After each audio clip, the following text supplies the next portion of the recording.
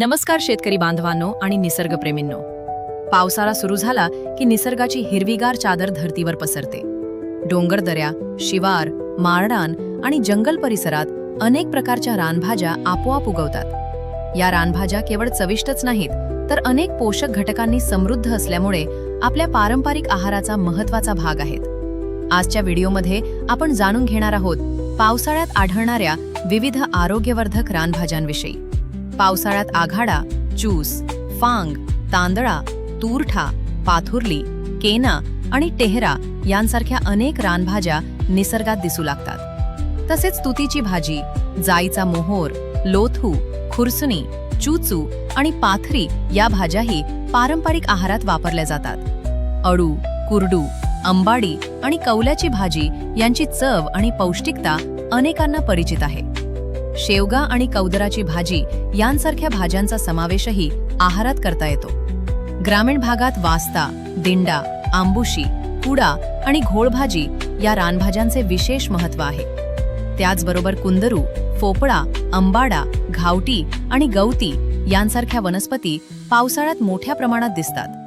निसर्गाच्या या हिरव्या खजिन्यात पाथरी, लोथू, पुदिना आणि रानतुळस यांचाही समावेश होतो. त्यांच्या सुगंधामुळे आणि वैशिष्ट्यपूर्ण चवीमुळे पारंपरिक पाककृतींना वेगळेपण मिळते. बोरू, रानकांदा, पांझा, सरमळ, कैली आणि कोंबडा या स्थानिक रानभाज्याही अनेक भागात खाल्ल्या जातात. तसेच रानउडीद, गुळवेल, चिचुरटा, केना आणि रताळी यांसारख्या वनस्पतींचेही पारंपरिक पद्धतीने उपयोग केले जातात. किरवळी, लोध, माठू, बेंदरवेल आणि लाल माठ या भाज्या पावसाळ्यात आहारात रंग आणि विविधता निर्माण करतात. कुचरी, पीठ पापडा, करंजी आणि रान अळू यांसारख्या रानभाज्यांचीही वेगळी ओळख आहे.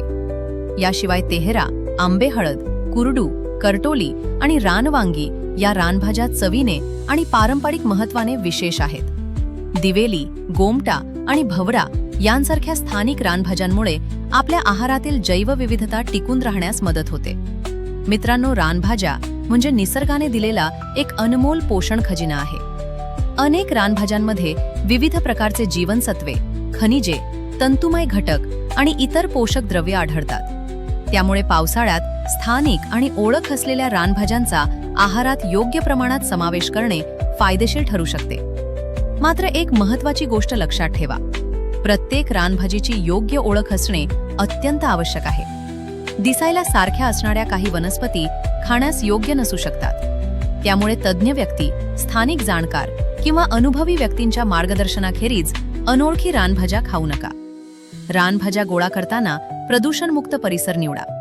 रस्त्याच्या कडेला, रासायनिक फवारणी झालेल्या शेताजवळ किंवा दूषित पाण्याच्या परिसरातील भाज्या टाळाव्यात.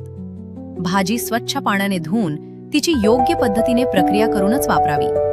आजच्या आधुनिक जीवनशैलीत आपण बाजारातील काही मोजक्याच भाज्यांवर अवलंबून राहिलो आहोत. पण आपल्या पूर्वजांनी निसर्गातील या स्थानिक वनस्पतींचे ज्ञान जपले होते. त्यामुळे रानभाज्यांची ओळख, संवर्धन आणि पारंपरिक पाककृती पुढच्या पिढीपर्यंत पोहोचवणे ही आपली जबाबदारी आहे.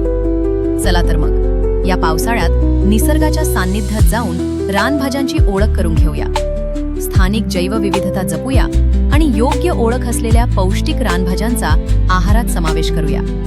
व्हिडिओ आवडला असेल तर लाईक करा, शेअर करा आणि अशाच कृषी व आरोग्यविषयक माहितीसाठी डिजिटल कृषी योग चॅनलला सबस्क्राईब करायला विसरू नका. धन्यवाद.